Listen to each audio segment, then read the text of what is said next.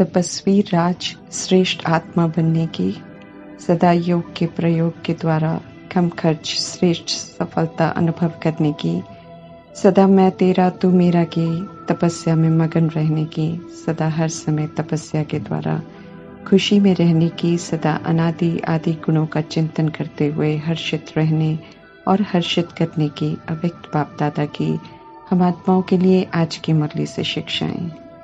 ईश्वरीय जन्म मिला है, ईश्वरीय पालना मिल रही है, ईश्वरीय शिक्षा मिल रही है, ईश्वरीय वरदान मिल रहे हैं, स्वमान मिल रहे हैं, लेकिन हम कितना इस जन्म पालना शिक्षा का महत्व समझकर उसे प्रैक्टिकल में धारण कर जी रहे हैं, उसका प्रैक्टिकल सबूत हमारे चेहरे और चलन के द्वारा स्वतः ही दिखाई देगा। इसलिए परमात्मा वरदान दे रहे हैं कि अपनी चलन और चेहरे के द्वारा भाग्य की लकीर दिखाने वाले श्रेष्ठ भाग्यवान बनो। संगम युग में ब्राह्मण जन्म हम आत्माओं को डायरेक्ट अनादि परमपिता परमात्मा और आदि पिता द्वारा प्राप्त होता है। ब्रह्मा द्वारा परमात्मा हम आत्माओं को एडॉप्ट करते हैं। ये जन्म लौकिक जन्म से बिल्कुल भिन्न है। हम सब कुख वंशावली नहीं है बल्कि मुख वंशावली है, इसलिए ये हम आत्माओं का अलौकिक जन्म है। भाग्य विधाता परमात्मा द्वारा मिला हुआ ये जन्म है, इसलिए हम सब कितने भाग्यवान बन जाते हैं। श्रेष्ठ भाग्य का वर्षा परमात्मा हम पर हमें दे रहे हैं। हर आत्मा को ज्ञान गुण शक्तियों का भाग्य प्राप्त हो रहा है, जिसे कार्य में लगाकर अपने जीवन का हिस्सा बनाना है, तब भाग्य श्रेष्ठ बनेगा। भाग्यवान परमात्मा के बने हैं तो भाग्यवान बन गए। ये श्रेष्ठ भाग्य हम सदा स्मृति में रखेंगे तो स्मृति और श्रीमत प्रमाण हर कार्य करते हुए हर्षित रहेंगे। श्रीमत और दैवी गुणों के भाग्य की धारणा छिपाई नहीं छिप सकती है। वो चलन और चेहरे द्वारा प्रत्यक्ष होगी जरूर। मुझ आत्मा का अलौकिक जन्म भाग्य विधाता द्वारा हुआ है और मैं भाग्यवान आत्मा बन गई। इस स्मृति स्वरूप में रहते हुए अगर मैं संकल्प बोल कर्म में आती हूँ तो वो मुझे प्रत्यक्ष रूप में अनुभव होगा और सिर्फ इतना ही नहीं बल्कि दूसरों को भी दिखाई देगा।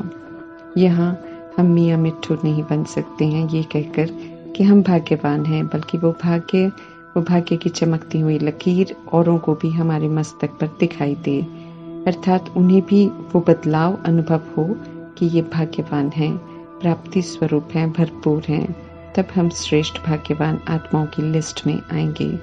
और उनसे सर्टिफिकेट चाहिए, सिर्फ खुद को भाग्यवान कहने से श्रेष्ठ भाग्यवान आत्मा का टाइटल नहीं मिलेगा। ये परमात्मा हम आत्माओं को स्पष्ट कर रहे हैं। जितना बाहर की दुनिया से बुद्धि को हटाकर अंतर्मुखी बनेंगे, आत्मा की स्मृति और भान में रहेंगे, उतना परमात्मा से कनेक्शन बना रहेगा, योग लगा रहेगा, उतना ज्ञान का प्रकाश और इसकी गहराई स्पष्ट होती जाएगी और नॉलेजफुल आत्मा सशक्त बनती और लाइट और माइट रूप का अनुभव करती रहेगी। जब अंतर्मुखी की जगह हम बाह्य मुक्ता बनते हैं तो ज्ञान से हम विस्मृत हो जाते हैं और कमजोर आत्मा बन जाते हैं, क्योंकि हम दूसरों की कमजोरियों को देखते हैं। इस समय हम आत्माएं ऊंचे से ऊंचे परमात्मा की संतान बने हैं, ऊंची शिक्षाओं को जीवन में धारण करने की तपस्या कर रहे हैं, इसलिए तपस्वी भी हैं। लेकिन साथ साथ हम सब अपनी शरीर रूपी राजधानी अर्थात अपनी स्थूल कर्मेंद्रियों के, अपनी सूक्ष्म शक्तियां, मन बुद्धि संस्कार के मालिक राजा बनकर श्रीमत प्रमाण कार्य करा रहे हैं, इसलिए स्वराज्य अधिकारी भी हैं। इसलिए परमात्मा हम आत्माओं को तपस्वी राज कहते हैं। परमात्मा द्वारा सिखाई गई तपस्या हमें सिर्फ गुलामियों से छुड़ाकर राजा बनाती है। परमात्मा हम आत्माओं से पूछ रहे हैं कि क्या हम राजा बने हैं? सिर्फ तरह की अधीनता से क्या हम मुक्त होकर अधिकारी बन गए हैं? ये चेक करना है हमें, क्योंकि तपस्या से राज्य भाग्य प्राप्त होता है। संगम युग में भाग्य विधाता को अपना बनाने का श्रेष्ठ भाग्य प्राप्त होता है। भक्ति मार्ग में एक एक भाग्य के लिए अलग अलग मांगते थे, लेकिन इस समय भाग्य विधाता को ही अपना बनाकर सर्व भाग्य का वर्षा प्राप्त कर सकते हैं। भाग्य विधाता मिल गए, माना सब कुछ मिल गया। उनको सिर्फ अपना बनाना है, उनसे मांगना कुछ नहीं है, क्योंकि परमात्मा पिता को मालूम है कि हमें क्या चाहिए और सर्व भाग्य वे खुद ही देते हैं।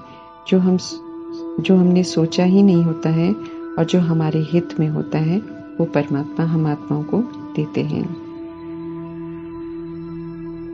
भाग्य विधाता को अपना बनाने की तपस्या करनी पड़ती है और वो तपस्या ऐसी होती है जिसमें परमात्मा की याद में रहकर विनाशी देह अभिमान के मैं के किचड़े को बुद्धि से भूलना होता है और ऐसी अवस्था बनानी होती है जब आत्मा परमात्मा को दिल से कहे और दिल से माने कि मैं तेरी, तू मेरा। अनेकों में बटा हुआ दिल एक परमात्मा का हो जाए। समझ से सब तरफ से बुद्धि का योग हटाकर एक परमपिता परमात्मा में लगाना है। इस तपस्या से जब आत्मा परमात्मा की पूरी तरह से बन जाती है तो शक्ति मिलती है। जब आत्मा दिल से कहती है परमात्मा को कि मैं तेरी, तू मेरा, तब भाग्य विधाता परमात्मा भी कहते हैं कि मैं तेरा। जब ऐसे हम परमात्मा को अपना बना लेते हैं तो श्रेष्ठ भाग्य बच जाता है। परमात्मा से भाग्य के साथ स्व पर राज्य करने की विधि भी प्राप्त होती है। संगम युग में हम सब औरों पर राज्य करने की उल्टी आसुरी मत को छोड़कर स्व पर राज्य करने की श्रेष्ठ मत परमात्मा से प्राप्त करते हैं और जितना श्रेष्ठ मत पर चलते हैं उतना स्वराज्य अधिकारी बनते हैं। अभी संगम युग में जितना हम हर तरह के प्रभाव लगाव दबाव से मुक्त स्व पर राज्य करते हैं, श्रीमत प्रमाण राज्य करने में सफल होते हैं, उतना भविष्य में राज्य का अधिकार, रॉयल घराने का अधिकार प्राप्त करते हैं। स्वराज्य के आधार से विश्व का राज्य प्राप्त करने की तपस्या करते हैं। इसलिए हम सब तपस्वी राज हैं। जो अभी हर तरह की अधीनता से मुक्त होकर राज्य अधिकारी बनते हैं, उन्हें परमात्मा देखकर हर्षित होते हैं, क्योंकि वे बिल्कुल नहीं चाहते हैं कि उनके बच्चे किसी के भी अधीन होकर जीवन जिएं। कर्मेंद्रियों की गुलामी आत्मा को अधीन और गुलाम बना देती है। भक्ति मार्ग भी हम भूल जाते हैं कि हम आत्माएं हैं, परमात्मा की संतान हैं, परमधाम के रहने वाले हैं। इसलिए देह अभिमान के गुलाम बन जाते हैं और जब भक्ति करते हैं तो परमात्मा को कहते हैं कि मैं गुलाम तेरा। आधा कल्प खुद को गुलाम कहते हैं। भक्ति जब पूरी होती है तो परमात्मा स्मृति दिलाते हैं कि हम सब ऊंचे से ऊंचे सर्वशक्तिवान परमात्मा के बच्चे हैं, तो कैसे गुलाम हो सकते हैं। मैं तेरा की स्मृति से परमात्मा हम आत्मा को गुलाम से राजा बना देते हैं। राजा बनाकर परमात्मा हम आत्माओं से पूछ रहे हैं कि कभी गुलामपन के संस्कार इमर्ज तो नहीं हो जाते, अर्थात फिर से जाग तो नहीं जाते, अर्थात माया के हम सब गुलाम तो नहीं बन जाते। ये हमें खुद को चेक करना है। पुनः स्मृति दिलाते हैं कि राजा कभी गुलाम नहीं बन सकता है, तो हमें खुद को चेक करना है कि खुद को राजा आत्मा समझकर हम सब चल रहे हैं या नहीं। परमात्मा की श्रीमत पर एक्यूरेट चलने की तपस्या हमें करनी है। फिर सदा हम मौज में रहेंगे, मेहनत नहीं करनी पड़ेगी, शांत रहेंगे, खुश रहेंगे, सशक्त बनते जाएंगे। फिर संगम युगी ईश्वरीय जीवन मनोरंजन लगेगा। धारणा करना बिल्कुल सहज हो जाएगा। विघ्नों को पार करना एक खेल अनुभव होगा, क्योंकि सर्वशक्तिवान सदा साथ हैं जब उनका श्रीमत रूपी हाथ हमारे हाथ में हो, अर्थात श्रीमत चित्त पर स्पष्ट हो और हर कदम उनकी श्रीमत के प्रमाण ही हम उठा रहे हों। जितना हम श्रीमत पर चलने की तपस्या करेंगे, उतना हमारी खुशी बढ़ती जाएगी। देवभान की सारी स्मृतियों को भूल परमात्मा ने हमें हमारी ओरिजिनल अनादि आदि स्वरूप के गुणों को गाने की समझ दी है। विनाशी और बदलते हुए देह के नाम रूप, मर्तबे, जाति, धर्म के मुखौटे उतार कर परमात्मा कहते हैं कि अब सत्य में जियो और सत्य को इमर्ज कर सत्य को धारण करो। मन ही मन अपने ओरिजिनल 7 गुणों को और 36 दैवी गुणों का चिंतन कर उसका स्वरूप बनना है। उन्हें प्रैक्टिकल में यूज करना है। जितना हम आदि अनादि गुणों को यूज करेंगे, उतना सबको सुख और खुशियां देंगे। जितना हम देंगे, उतना हमारी खुशियां बढ़ती जाएंगी। करावनहार परमपिता परमात्मा श्रेष्ठ कार्य करवा रहे हैं। ट्रस्टी बन हर कार्य करते जाना है और सदैव हमें हल्का रहना है। निमित्त बनाकर परमात्मा भाग्य बना रहे हैं, तो हमें निमित्त बन अपना भाग्य बनाना है। मैं कर रहा हूँ या मुझे करना है, इस दैहिक भान से खुद को मुक्त करना है। परमात्मा का कार्य है, हुआ ही पड़ा है कि स्मृति से खेल समझकर हर कार्य करना है। स्मृति सदा ये रहे कि सर्वशक्तिवान शिव पिता परमात्मा सदा मेरे साथ हैं। मन मत चलाकर अपना माथा भारी नहीं करना है, अथक हो हमें सेवा पर सदा रहना है। संगम युग में परमात्मा का बनने के बाद हमारा संकल्प, समय, श्वास, ज्ञान, गुण, शक्तियाँ, वरदान, स्वमान, तन, मन, धन सब खजाने बन जाते हैं जब हम श्रीमत प्रमाण उन्हें यूज करते हैं। याद में रहकर इन खजानों को यूज करेंगे इनका प्रयोग करेंगे तो परमात्मा कहते हैं कि ये खजाना बढ़ता जाएगा और अनेकों की सेवा के निमित्त बन जाएगा। इन खजानों को परमात्मा की याद में करेंगे तो यूज करेंगे तो समर्थ विधि से करेंगे। समर्थ कम होता है, श्रेष्ठ होता है, सकारात्मक होता है, शुभ होता है। इसलिए जब हम समर्थ का प्रयोग करते हैं तो कम खर्च होता है लेकिन प्राप्ति बहुत होती है। मेहनत कम होती है लेकिन सफलता ज्यादा मिलती है। संगम युग का समय और संकल्प श्रेष्ठ खजाने हैं जिन्हें कायदे से प्रयोग में लगाएंगे तो अनेकों को प्राप्ति अनुभव कराएंगे। समर्थ संकल्प 1 सेकंड में कमाल कर सकते हैं।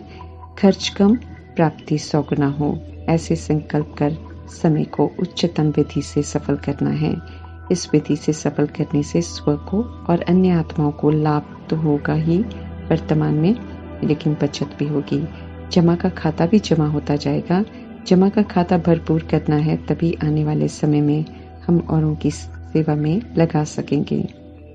सिर्फ अपनी प्रति लगाएंगे, सिर्फ कमाएंगे और खाएंगे, खुद के लिए पुरुषार्थ कर लाभ पहुंचाकर खत्म करेंगे तो जब आने वाले समय में दुखी अशांत आत्माएं हम आत्माओं के पास आएंगे तो हम उन्हें क्या दे सकेंगे। अगर हमने अपने पास सुख, शांति, प्रेम, आनंद, गुण, ज्ञान, शक्तियों के स्टॉक को यूज कर जमा नहीं किया होगा तो हम विश्व कल्याण का कर्तव्य कैसे पूरा कर सकेंगे। परमात्मा हम आत्माओं से पूछ रहे हैं। अभी से कम समय और कम संकल्प कर अनुभूति ज्यादा करेंगे, खजानों को जमा करेंगे, तभी तो औरों के प्रति यूज करेंगे। आत्मा भाइयों के प्रति जो हमारा कर्तव्य है उसे निभाना है। उसकी जिम्मेवारी की तरफ परमात्मा हम आत्माओं का ध्यान खिंचवा रहे हैं। ऐसे ही वाणी और कर्म को भी श्रीमद् प्रमाण यूज कर हमें सफल करना है। इन खजानों को दे अभिमान में व्यर्थ नहीं गंवाना है। याद में रहेंगे और बोलेंगे, कर्म करेंगे, संकल्प करेंगे तो सदा श्रेष्ठ ही करेंगे, सफलता प्राप्त करेंगे, पदम गुना प्राप्ति करेंगे।